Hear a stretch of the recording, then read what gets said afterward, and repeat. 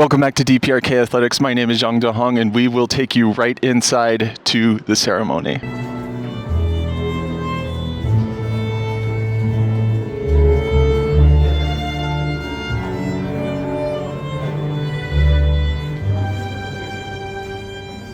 So we're here at the new headquarters of the Inter-Korean Sports Exchange Association. Today they are holding a ceremony to commemorate the kicking off of the new football tournament that they're planning to host in Wonsan either this year or next year. Plans are not concrete at this moment, but as you can see behind me, they have a very amazing museum which is showing off the various accomplishments of the association and commemorating it. It's really well done. It's the same location that I went to earlier in the year, but the whole thing is remodeled. Now with the local elections having come, it appears that they've gotten a lot more support from new governors and local officials. So it appears the money is rolling in, and they're going to have a fundraiser after this. So continuing to follow the developments of this here. At the museum, they had pennants from teams that participated in past Ari Sports Cup tournaments, stretching from places as far as Iran, Croatia, and Uzbekistan. The pennant from Atletico Sorocaba,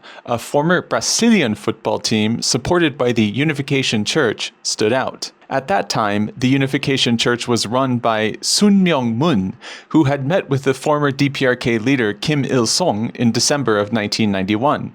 The Unification Church has faced accusations of being a cult and is famous for arranged marriage ceremonies between followers from completely different parts of the world. Anyway, at the museum, there were also commemorations of an archery scrimmage between the DPRK and ROK that took place in China in 2015, as well as materials from the time the New York Philharmonic performed in Pyongyang in 2008.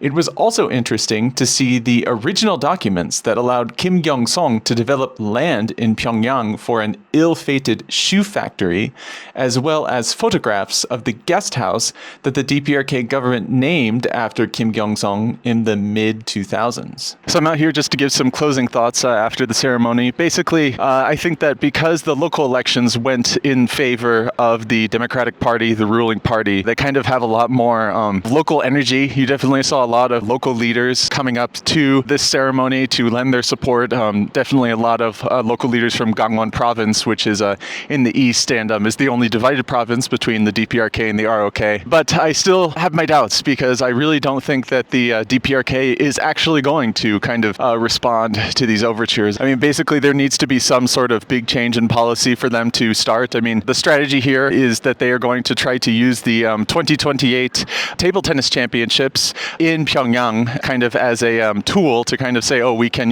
kind of prove that you can have an international event in the DPRK so that the table tennis championships go better. That could be one thing. And they're trying to kind of prove that the DPRK can participate in the 2028 Olympics that are going to take place in Los Angeles, which is a big political thing since it would be in the United States. But again, I'm just not sure that the DPRK is going to respond to this. So for at least the next 2 to 4 years, there will be a significant amount of support for this. But what about when the pendulum swings back right? We don't know. We don't know if the DPRK is genuinely going to respond. So that's what it really comes down to. But it's nice to know that the support is here, and I'm ready and willing to go to Wonsan whenever they do end up having that tournament there. I do believe it will happen. I just don't believe that it's actually going to happen in the near future simply because the political climate is not right. But anyway, 안녕히 계십시오. 여기는 일산입니다.